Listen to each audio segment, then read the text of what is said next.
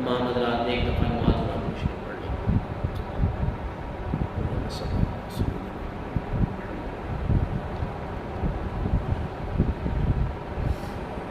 میرے واجب الاحترام حاضرین مجلس، آج دنیا کے اندر ہر انسان اپنی عقل اور فہم کے مطابق خواہشات کا، اچھی زندگی کا، راحت اور آرام والی زندگی کا متلاشی رہتا ہے۔ ہر آدمی اپنے علم اور اپنی عقل، اپنے تجربے کی بنیاد پر اپنی خوشیاں بھی سلیکٹ کرتا ہے اور اپنی ترجیحات بھی سلیکٹ کر لیتا ہے۔ جس کے پاس جتنے وسائل ہوتے ہیں، آدمی ان وسائل سے آگے بڑھ کر اپنے لیے اپنی زندگی کی خواہشات کو تلاش کرتا ہے۔ یہ اوورآل ہر ایک کے اندر یہ بات پائی جاتی ہے۔ تو کچھ چیزیں ایسی ہوتی ہیں کہ جس کو انسان اپنی عقل کے مطابق سمجھ رہا ہوتا ہے کہ اگر یہ چیز مجھے حاصل ہو جائے تو سمجھو میری خواہشات اور میری ضروریات پوری ہو، وہ یوں سمجھ رہا ہو۔ لیکن جب انہی چیزوں کی، انہی خواہشات کے لیے اپنے سے سمجھدار لوگوں کی محفل میں بیٹھتا ہے، اپنے سے دانا لوگوں کی محفل میں بیٹھتا ہے، تو اس کو یوں محسوس ہونے لگتا ہے کہ شاید جس چیز کو، جس خوشی کے لیے میں نے اتنی اسٹرگل کی تھی، میں نے اتنی محنت کی تھی، شاید اس سے بھی آگے اور خواہشات حاصل کی جا سکتی تھی۔ میں نے تو اپنی عقل کے مطابق اس خواہش کو حاصل کیا، حالانکہ اگر میں چاہتا اور جس طریقے سے ان کی زندگی کا تجربہ ہے، میں تو اس سے بھی زیادہ خواہشات کو حاصل کر سکتا تھا۔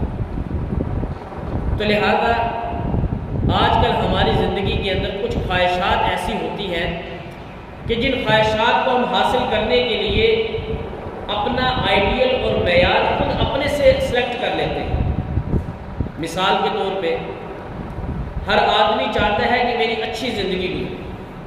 پہلی بات، ہر آدمی کی یہ خواہش ہے کہ میری اچھی زندگی گزرے، اور اچھی زندگی کے اندر اس نے اپنے لیے مکان، اپنے لیے اچھا کاروبار، اپنے لیے اچھی رہائش، اپنے لیے اچھی صحت، اپنے لیے اچھا معاملات، یہ خود ہی اس نے سلیکٹ کر دیا۔ حالانکہ حدیث مبارکہ کے اندر آتا ہے، نبی مہربان علیہ السلام نے ارشاد فرمایا کہ جو یہ چاہتا ہے کہ اس کو دنیا میں زندگی اچھی میسر آ جائے، وہ سارے دن میں ایک کام کر لے، اللہ اس کے لیے خوشیوں کے انبار لگا دے۔ خواہشات کتنی ہیں؟ میرا گھر بھی اچھا ہو، میرا کاروبار بھی اچھا ہو، میرے لیے میری جوانی بھی اچھی ہو، مجھے بیماری نہ آئے، مجھے مصیبتیں نہ ہوں، مجھے تکالیف نہ ہو، میرے لیے الجھنیں نہ ہو۔ اگر ہم ایک ایک چیز کو ٹو دا پوائنٹ کرنا شروع کریں تو اس کے لیے بڑی لمبی اسٹرگل کی ضرورت ہے۔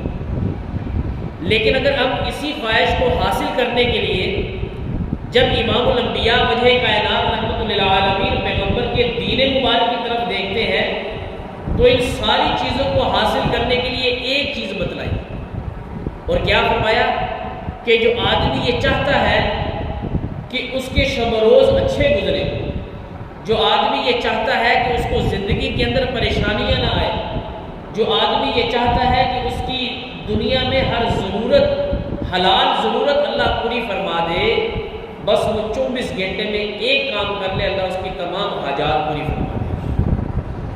اور کیا فرمایا؟ وہ چیز کیا ہے کہ آپ اپنے 24 گھنٹے میں صرف ایک دفعہ صدقہ دیں۔ کتنی دفعہ؟ بولو تو صحیح، میں کہنا تھوڑے کو لین لگا۔ کتنی دفعہ صدقہ دے دے؟ ایک دفعہ صدقہ دے، اور اس ایک صدقے کے اندر آپ نیت یہ کریں کہ یا اللہ میں نے اپنے گھر کے لیے صدقہ دیا، میں نے اپنے کاروبار کا صدقہ دیا، میں نے اپنی تندرستی اور جوانی کی نعمت کا صدقہ دیا۔ اللہ رب العالمین اس ایک صدقے کے بدلے میں آپ کی زندگی کی بہت ساری الجھنیں اور خلشیں دور کر دیں۔ حالانکہ اگر ہم ایک ایک خواہش کو حاصل کرنے کے پیچھے لگے تو ہماری زندگی ختم ہو جائے گی، بچپنے سے جوانی، جوانے سے بڑھاپا آ جائے گا اور ہماری خواہشات مکمل نہیں ہوں گی، یہاں تک کہ وقت وہ آ جائے گا کہ میں اور آپ قبر کے مہمان بن جائیں گے اور ہماری خواہشات پوری نہیں ہوں گی۔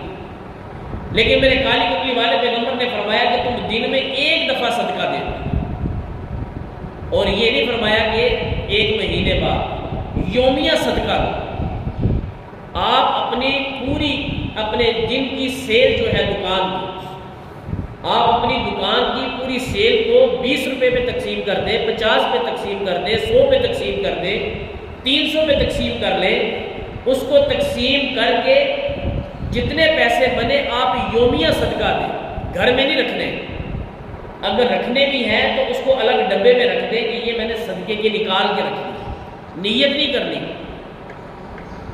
آپ دیکھیں گے انشاءاللہ کچھ وقت کے بعد آپ کبھی کسی کے مقروض نہیں ہوں گے، آپ کچھ وقت کے بعد اللہ رب العالمین آپ کے گھر میں کوئی بڑی آزمائش نہیں بھیجیں گے، کچھ وقت کے بعد اللہ رب العالمین آپ کے گھر میں کوئی ایسی آفت نہیں بھیجیں گے کہ جس کی وجہ سے آپ کسی کے آگے شرمندہ ہوں۔ کیوں؟ کہ آپ صدقہ دے رہے ہیں، آپ اللہ رب العالمین کے ساتھ وہ والی تجارت کر رہے ہیں، آپ بھوکے کا پیٹ بھر رہے ہیں، آپ بیمار کی دوائی کا علاج کر رہے ہیں، آپ مستحق آدمی تک اس کی ضرورت کو پہنچا رہے ہیں، آپ اللہ کے کام کے اندر معاون بن رہے ہیں، تو اللہ آپ کے گھر میں پریشانی کیوں بھیجے؟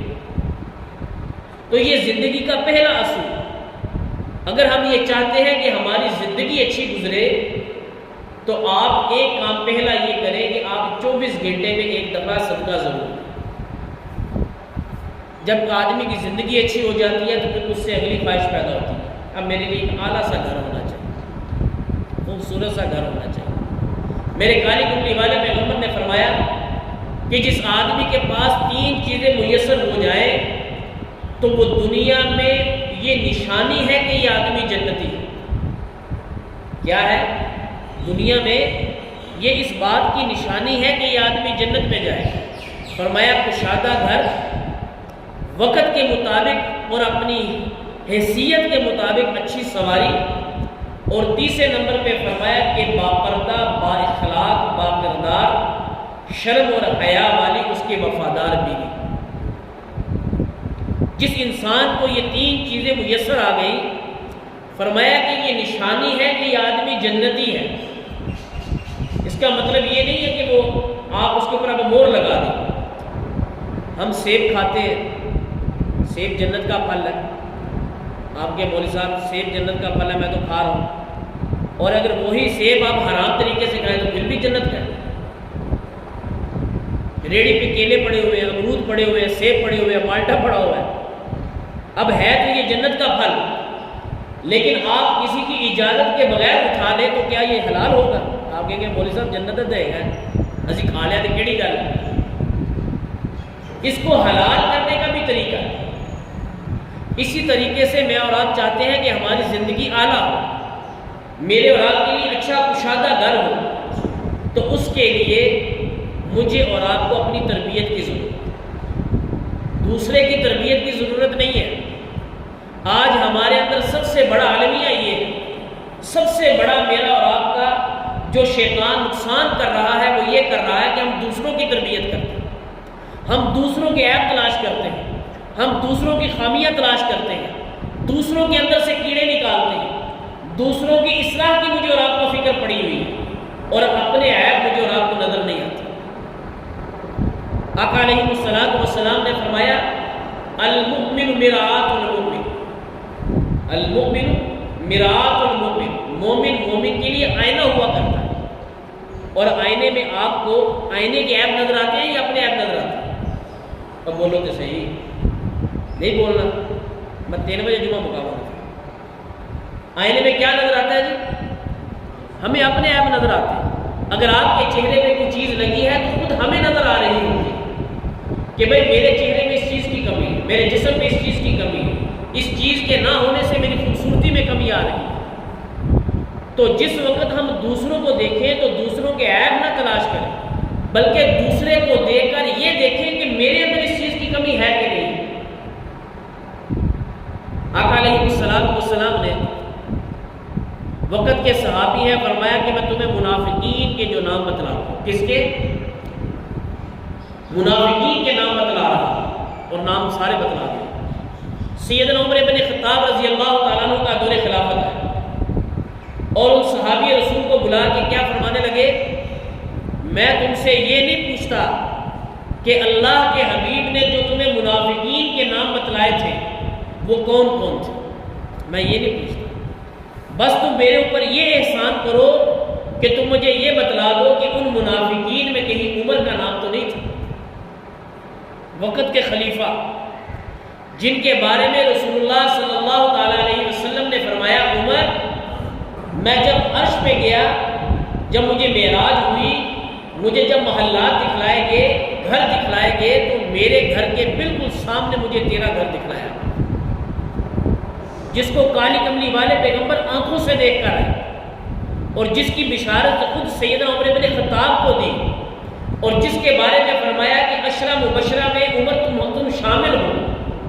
اور آج بھی وہ عمر آقا علیہ السلام کا پہرے دار بن کے رسول اللہ کے قدموں میں آرام کر رہا ہے. وہ عمر خلیفہ، وقت کا خلیفہ، صحابی رسول سے پوچھ رہا ہے کہ کیا ان منافقین میں عمر کا نام تو نہیں تھا؟ اور ہمارے جیسا ہوتا صرف 5 وقت کا نمازی ہوتا. چلو اس سے آگے چلیے کہ روزانہ 5-6 سپارے بھی قرآن پاک کے پڑھ لیتا. اللہ جی ساڈا نام تھوڑی ہونا سی اسی کو تھوڑی منافق ہے تو نمازاں پڑھ دیں. اب دیکھو جی روزانہ 5 سپارے بھی میں تو پڑھدا، میں الحمدللہ فجر کی اذان بھی جا کے مسیطے دینا. میرا نام تھوڑی منافقین جو ہوئے گا، وہ ہون گے کوئی اور، میرا نام نہیں ہے. ہمیں فکر یہ ہونی تھی کہ کون کون سے منافقین ہیں، ہمیں اپنی فکر نہیں ہونی تھی. سیدنا عمر بن خطاب نے کیا عرض کیا؟ صحابی رسول سے کہنے لگے، میں وقت کا خلیفہ ضرور ہوں، میری رائے نہ رکھنا، بس تم میرے اوپر یہ احسان کرو کہ مجھے بتلا دو کہ کہیں عمر کا نام تم میں شامل نہیں. آج ہمیں دوسروں کی تربیت کی فکر ہے، اور ویکھو جی انہیں بچے کی کر رہے ہیں، اور ویکھو جی اتھے کی ہو رہے ہیں. اب آپ خود غلاظت سے، گندگیوں سے بھرا پڑا ہے.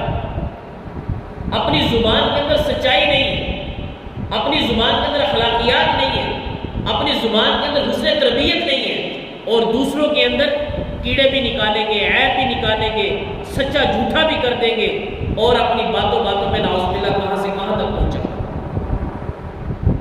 تو فرمایا کہ اگر آپ یہ چاہتے ہیں کہ اللہ آپ کو دنیا میں اعلیٰ گھر عطا فرمائے، اعلیٰ گھر عطا فرمائے، حالانکہ جو میں نے پہلے بات بیان کی کہ اگر ہم چاہتے ہیں کہ مجھے اور آپ کو اچھی زندگی ملے، تو اس کا تو حل یہ ہونا چاہیے تھا کہ جناب مجھے گھنٹہ پار کرنی چاہیے، مجھے اچھی ڈائٹ لینی چاہیے، مجھے اچھا یہ کرنا چاہیے، وہ کرنا چاہیے.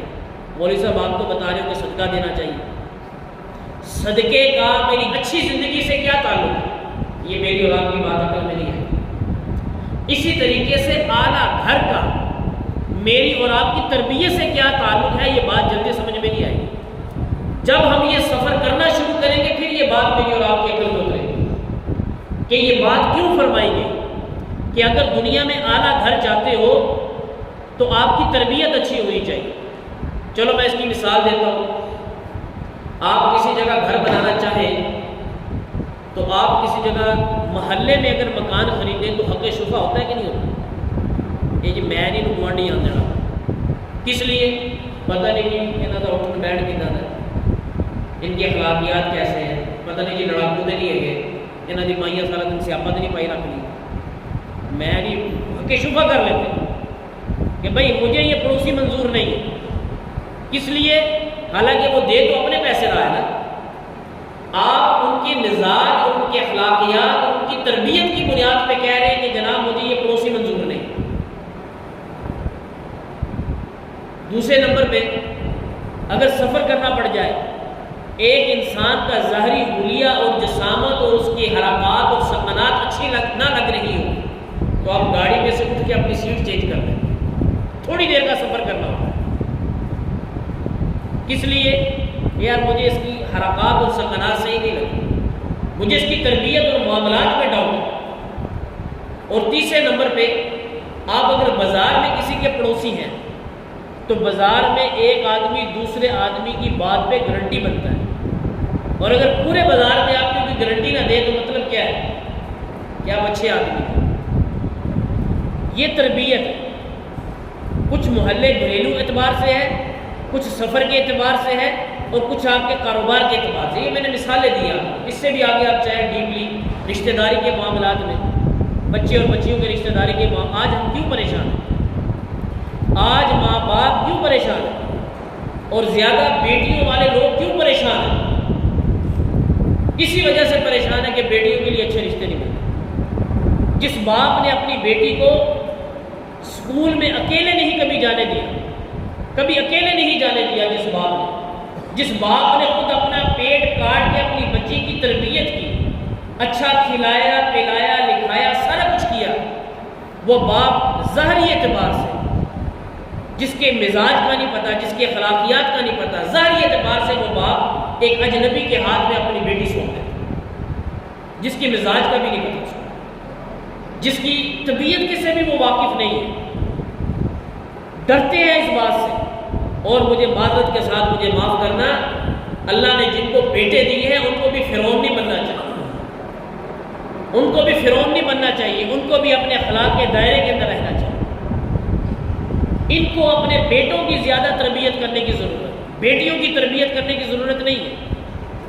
بیٹیوں کو تو دبکا مارے بیچاری سانس نہیں لیتی، بیٹی کو بدتمیز ہمیشہ مرد کرتا ہے، اس کو بدتہذیب ہمیشہ مرد کرتا ہے، اس کو اخلاقیات سے عاری ہمیشہ مرد کرتا ہے۔ اس کو جب بھی وہ بدتمیز کرے گا اس کے اندر کردار ہمیشہ 1000% کردار مرد کا ہو، عورت کا کردار نہیں ہوتا۔ وہ تو 5 منٹ اونچی آواز سے بات نہیں کر سکتی، اس کے سامنے سے چھپکلی گزر جائے اس کو اپنی ہوش نہیں رہتی، اور یہ مرد کے سامنے کیسے کھڑی ہو جاتی ہے؟ اس کو اتنی ہمت اور طاقت کون دیتا ہے کہ یہ مرد کے سامنے کھڑے ہو کے بولتی ہے، میری اور آپ کی بدتمیزی دیتی ہے؟ اس کے اندر باپ بھی شامل ہے، اس کے اندر ماں بھی شامل ہے، مجھے معاف کرنا، اس کے اندر باپ کا بہت بڑا کردار ہے، اس کے اندر بھائی کا بہت بڑا کردار ہے، اس کے اندر ماں کا بہت بڑا کردار ہے، اس کے اندر میری اور آپ کی تربیت کا بہت بڑا کردار ہے کہ ہم اپنی بچیوں کے اوپر یہ ظلم کرتے ہیں۔ بیچاری پریشان رہتی ہے ان بات سے۔ بہرحال یہ تو میں نے آپ کو بتایا اعلیٰ گھر کے لیے کہ مجھے اور آپ کو اپنی تربیت کی ضرورت ہے۔ آج ہم اپنی تربیت سے عاری ہیں، ہم دوسروں کی تربیت کے پیچھے لگے ہیں، مجھے اور آپ کو اپنی تربیت کا نہیں پتہ۔ اور تیسرے نمبر پہ اگر اچھی زندگی مل جائے، اچھا گھر مل جائے، پھر ہم چاہتے ہیں کہ مجھے محبت بھی ملے، معاشرے میں پبلک میں مجھے سپورٹ ملے، محبت ملے، ہر کوئی میری عزت کرے، میرا احترام کرے۔ تو میرے کالی کملی والے پیغمبر نے فرمایا اگر تم چاہتے ہو کہ بڑا چھوٹا اپنا بیگانہ ہر کوئی تمہاری عزت کرے، نسخہ بڑا آسان ہے، کریمیں نہ لگاؤ، پالشیں نہ کرو، فرمایا صفائی پسند بن جاؤ، صفائی پسند بن۔ شرم آتی ہے مجھے اب ایک جملہ بولنے لگا، شرم آتی ہے وہ جملہ بولنے۔ ہم اپنی زندگی میں بھی سچے نہیں، زندگی میں بھی سچے نہیں۔ کئی میتوں کو ایسا غسل دیا، مجھے معاف کرنا میں کچھ جملے آج کی نا وہ جو گفتگو ہے نا وہ کچھ اور سٹائل کی۔ ہم اتنے گندے ہیں کہ میں نے اپنی بات اس لیے کر رہا ہوں کہ میں نے یہ عمل خود کیا ہے کہ ہم جب کسی میت کو غسل دیتے ہیں نا تو 2 3 6 ماہ گزر گئے ہوتے ہیں کہ زیر ناف کے بال نہیں صاف کیے، بغلوں کے بال نہیں صاف کیے، اتنے گندے۔ وہ جو نجاست لگ رہی ہے، وہ کہاں کی نماز، وہ کہاں کی قرآن پاک کی تلاوت، وہ کہاں، کچھ بھی نہیں، سب فضول باتیں۔ میرے کالی کملی والے پیغمبر نے فرمایا کہ صفائی نصف ایمان، الطہر نصف الایمان، صفائی نصف ایمان ہے۔ اور دوسری جگہ پہ فرمایا النکاح نصف الایمان، آدھا ایمان صفائی ہے اور آدھا ایمان نکاح ہے۔ یہ 2 چیزیں کمپلیٹ اگر ہو جائیں تو میرا اور آپ کا ایمان مکمل ہو۔ صفائی نصف ایمان، اب صفائی کے اندر یہ ظاہری جسم ہی نہیں ہے، میری اور آپ کی عقل بھی صاف ہونی چاہیے، خرافات سے، لغو باتوں سے، لغو پلاننگ سے، کسی کے گھر کے اندر لڑائی جھگڑوں سے، کسی دو بھائیوں کو لڑانے کے معاملات پہ کتنی ایسی باتیں ہیں کہ اگر اس کو بیان کیا جائے تو ہمارا یہ دماغ کتنا غلط استعمال ہے۔ صفائی زبان کی بھی ہے، صرف دانت صاف کرنے کا نام صفائی نہیں ہے۔ میرے اور آپ کے منہ سے اگر دانتوں کی سمیل آتی ہے تو یہ بدبو اور گندگی چھوٹی ہے، میری اور آپ کی جو زبان سے گندگی پھیلتی ہے یہ گندگی بہت بڑی ہے۔ منہ کی گندگی تو پھر اس کا حل ہے، اور جو زبان کی گندگی ہے اس کا حل کہاں سے لاؤ؟ وَمَا جَرَاحَةُ السِّنَانِ لَهَلْتِيَا وَلَا يَلْتَامُ مَا جَرَحَ اللِّسَانُ۔ جَرَاحَةُ السِّنَانِ لَهَلْتِيَا، خنجر اور نیزے سے لگایا ہوا زخم، چھری سے لگایا ہوا زخم تو بھر سکتا ہے، لیکن زبان سے لگایا ہوا زخم کبھی بھی نہیں بھرتا۔ آپ زندگی کے کسی بھی اسٹیج پہ چلے جائیں، آپ اچھے سے اچھے انسان بن جائیں، لیکن جو زخم آپ نے زبان سے کسی کو دیا تھا وہ زخم کبھی نہیں بھرتا۔ اسی لیے اللہ والے فرماتے ہیں کہ آج کے نوجوان نے بولنا تو سیکھ لیا، لیکن کون سی بات کہاں بولنی ہے، کب بولنی ہے، کیسے بولنی ہے، یہ بولنا نہیں سیکھا۔ صاف گوئی کا مطلب یہ نہیں ہے کہ آپ کے والد صاحب نے اگر کوئی ظاہر عمل غلط کیا تو آپ اپنے والد کو وہی پہ ٹوک دیں۔ کتنے ایسی پریوں میں دیکھا ہے، ابا جی تسی تو چپ کرو، تمہیں کی پتہ کی گل ہے۔ جس باپ نے تمہیں پالا پوسا جوان کیا، معاشرے میں عزت دی، تجھے قد کاٹ دیا، تجھے حسن و جمال دیا، تجھے اتنا خوبصورت اور قد آبر و توانا بنا کر پبلک کے اندر تجھے اتارا، آج اس باپ کی پبلک میں بات کو بیٹھ کے کہتا ہے ابا جی تسی تو چپ کرو، تمہیں کی پتہ بندے کی گل کر رہا ہے۔ یہ باپ کو جواب ہے۔ باپ بیچارہ سارا دن اس کے انتظار میں بیٹھا ہے کہ میرا بیٹا شام کو آئے گا، میں اپنے دل کا کوئی دکھڑا سناؤں گا، لیکن باپ بیچارہ اس ڈر سے بیٹے سے بات نہیں کرتا کہ نہ موڈ نہ خراب ہو۔ افسوس نہیں ہے اس بیٹے پہ، ڈوب کے مر جانے کا مقام ہے اس کے لیے کہ جس کا باپ اپنے دل کی بات اپنے بیٹے سے نہیں کر سکتا۔ اس دکھ سے ماں اپنے دل کا ٹکڑا اپنے بیٹے کو نہیں سنا سکتی، اس دکھ سے کہ کہیں میرا بیٹا نہ مجھ سے ناراض ہو۔ میرے محمد علیہ السلام نے فرمایا اے اماں جان، اگر میں نماز پڑھ رہا ہوں اور آپ مجھے آواز دیں محمد، اللہ کی قسم میں اپنی نماز توڑ کر آپ کی بات سننے کے لیے آیا۔ اور یہاں پر گھر کے اندر داخل ہوتا ہے تو تھانے دار بن کے داخل ہوتا ہے، اور باہر اپنے دوست احباب کے ساتھ بڑے نرم لہجے میں بات کرتا ہے، ان کی تلخیاں بھی سنتا ہے، ان کی گالیاں بھی سنتا ہے، اور باپ اگر ہلکی سی بات کرتے تو باپ کے ساتھ بدتمیزی بھی ہوتا ہے۔ یہ میری اور آپ کی تربیت، یہ میرے اور آپ کی اخلاقیات، یہ بھی امام الانبیاء نے مجھے اور آپ کو درس دی ہے۔ کس بات پہ میں اور آپ اپنے آپ کو امتی کہنے کے لیے تیار؟ تو میرے معزز سامعین، اچھی زندگی اگر محبت پبلک میں چاہتے ہیں تو میرے محمد علیہ السلام نے کیا فرمایا کہ کیا کرو؟ صفائی پسند، معاملات کے اندر صفائی ہونی چاہیے، اخلاقیات کے اندر صفائی ہونی چاہیے۔ اور ایک اللہ والے فرمایا کرتے ہیں کہ دو چیزیں صاف کر لو انشاءاللہ تمہارے لیے معاملات اور آسان ہو جائیں گے۔ فرمایا تھوڑا پیشاب صاف ہونا چاہیے تو تھوڑا حساب صاف ہونا چاہیے۔ کتنی چیزیں؟ تھوڑا جمعہ تسی بھی پڑھ لو کہ میرے بھی فرق ہے۔ کتنی چیزیں صاف ہونی چاہیے؟ دو چیزیں صاف ہونی چاہیے۔ فرمایا جسمانی اعتبار سے فٹ رہنا ہے تو آپ کا پیشاب صاف ہونا چاہیے، آپ بیمار نہیں ہوں گے، آپ کو پتہ چل جائے گا۔ یہ شوگر والوں کو جلدی جو پتہ نہیں نہ چلتا، یہ آپ اپنی کسی چکی، یہ جو مٹی والی جگہ، کچی جگہ ہے، وہاں پر پیشاب کریں، اگر کیڑے فوری طور پہ آ جائیں تو سمجھ لو اس کو شوگر ہے، پتہ چل جائے گا۔ اگر پیشاب کی رنگت چینج ہوگی آپ کو پتہ چل جائے گا کہ اندر کچھ نہ کچھ گرمی چل رہی ہے، کچھ نہ کچھ مسائل چل رہے ہیں۔ اور اسی طریقے سے آج میرے اور آپ کا حساب صاف نہیں، لین دین صاف نہیں، یہ بہت بڑی میرے اور آپ کے اندر خامی ہے۔ اور خصوصاً کیونکہ ہم مڈل طبقہ ہیں، یہ سب جو بیٹھا ہوا مڈل طبقہ ہے، ہم کسی نہ کسی کے ساتھ کاروبار میں پارٹنر بیشتر رہتے ہیں۔ اکثریت ہم لوگوں میں ایسی ہوتی ہے جو کسی نہ کسی سٹیج پہ کسی نہ کسی کے ساتھ کاروبار میں پارٹنرشپ ہوتی ہے۔ میں آپ کی دکان پہ گیا اور آپ نے مجھے کہا جی 10 روپے تو چھٹے، آپ مجھے اکیلے 10 روپے نہیں چھوڑ سکتے، آپ کو یہ بات اپنے پارٹنر سے شیئر کرنی پڑے گی، یہ آپ کو بتانا پڑے گا۔ اور ہم اکثر یہ بات کہہ دیتے ہیں بھائی یہ فیئر دے دیا، آپ میں اتنی ہمت اور سخت ہے، آپ میں اتنی ہمت ہے، آپ ان کو یہ کہیں کہ آپ مجھے قرضہ حسنہ دیں، یہ لفظ یاد کریں آج، کیا مجھے دے دیں؟ بولو تو صحیح، آپ مجھے قرضہ حسنہ دے دیں، مطلب کیا؟ اگر تو میں نے آپ کو لٹا دیا تو اچھی بات ہے، اگر میں آپ کو کسی وجہ سے نہ لٹا سکا تو کل قیامت والے دن اللہ کی بارگاہ میں آپ میرا گریبان نہیں پکڑے گا۔ ان کا مطلب یہ نہیں ہے کہ ادھار کرتے جائے گا تو بیچارے کا کھاتا ویلا کر دیں گے، اس کا مطلب یہ نہیں ہے۔ یہ آپ کو شریعت اور اللہ کا حبیب آپ کو ایک سہولت دے رہا ہے، لیکن اس کا مطلب یہ نہیں کہ ہم یہ عمل شروع کر دیں۔ وہ جی مولوی صاحب ممبر سے بیٹھ کے تکلیف یہاں سے اپنی گل تو انکاری ہے تو مڑ گیا کہ کاجی صاحب میرے کو کھاتا لے کے آ جائے اپنے معاہدہ حساب ہے، میں کرتے حساب جا رہا ہے سارا، ایسا نہیں۔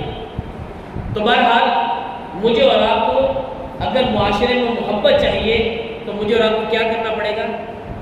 صفائی پسند ہونا پڑے گا۔ مجھے اور آپ کو اپنے اخلاقیات کے اندر، اپنے معاملات کے اندر، اپنی معیشت کے اندر، اپنی معاشرت کے اندر، اپنی ازدواجی زندگی کے اندر، اپنے بچوں کی زندگی کے اندر مجھے اور آپ کو صفائی پسند ہونا پڑے گا۔ ایک بچے کے ساتھ رویہ کچھ اور دوسرے کے ساتھ رویہ کچھ، شادی شدہ بچہ ہو جائے تو اس کے ساتھ رویہ کچھ اور، غیر شادی شدہ بچہ ہے تو اس کے ساتھ رویہ ہی کچھ اور۔ کیوں بھائی؟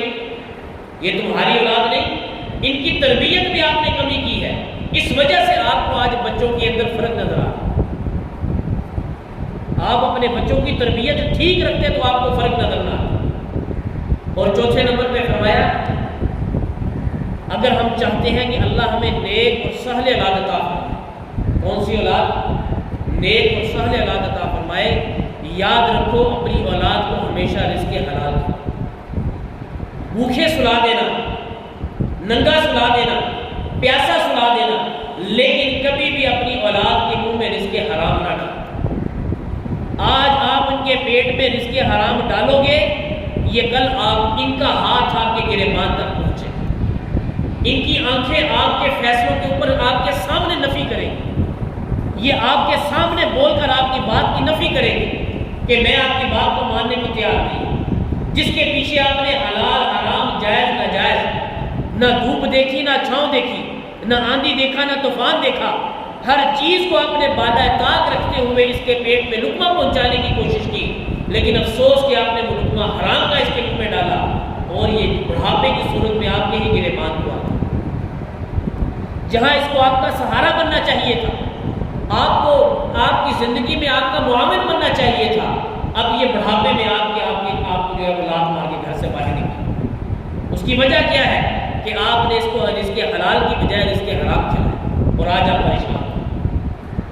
میں آپ کی بات نہیں کر رہا، میں جنرل بات کر رہا۔ تو اپنی اولاد کو اگر نیک اور صالح اولاد چاہتے ہیں، فرما بردار اولاد چاہتے ہیں، تو مجھے اور آپ کو اپنی اولاد کو نیک حلال رزق کھلانا ہوگا۔ اب رزق حلال کھلانے میں ہمارے گھر کا کردار ہے، بیویوں کا کردار ہے۔ آپ اپنے گھر میں کوئی ایسی کتاب لے کر جائیں رزق حلال کے فضائل کے اوپر، آپ اپنی بیوی کو کہہ سکتے ہیں کہ جناب گھر میں خرچہ اور ان کے معاملات کو کم کرو، میری پہنچ کے اندر کی بات کرو، میرے وسائل میں رہتے ہوئے کی بات کرو، تاکہ میں آپ کو اور بچوں کو رزق حلال کھلا سکوں۔ کسی وقت اگر فاقہ کرنا بھی پڑ جائے تو برداشت کریں، اپنی خواہشات کو طول نہ دو، ربڑ کی طرح اور نیند کی طرح اور رسی کی طرح اپنی خواہشات کو طول نہ دو، بلکہ اپنی خواہشات کو کسی موقع پہ مار بھی دو، تاکہ میں آپ کی خواہشات پوری کرنے میں حرام کی طرف نہ چلا جاؤں۔ جب آپ اپنے گھر کے اندر اپنی بیوی سے بھی یہ بات کریں گے، اپنے بچوں سے بھی یہ بات کریں گے، تو ہوگا کہ آپ کے بچے کسی وقت ایسی ناجائز خواہش کرنا چاہتے ہو اور ادھر سے آپ کی جیب میں پیسے بھی نہ ہو، اللہ ان کے دل میں یہ بات ڈال دے اور آپ حرام کام کرنے سے بچیں۔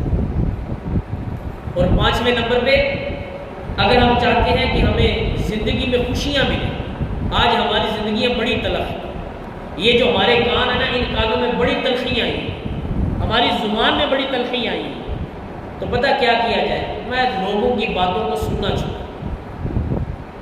آج ہماری زندگیاں آدھے سے زیادہ برباد اس لیے، اور کل میں یہ کہہ گئی سی انہیں بازار سے میں کیا تھا، انہیں میرے بارے یہ غلط بیانی کی تھی، اسی کے اندر ہم ڈپریشن میں جا رہے ہیں۔ اس کی بات کو سننے کے بعد ہم اپنے اندر ایک بات تیار کر رہے ہیں اور اس کے مطابق اس کا فیصلہ کرنا چاہتے ہیں، اور وہ فیصلہ کر بھی نہیں پا رہے اور خود اپنی طبیعت کو ڈپریشن میں لے کر جا رہے ہیں، پریشان ہو رہے ہیں۔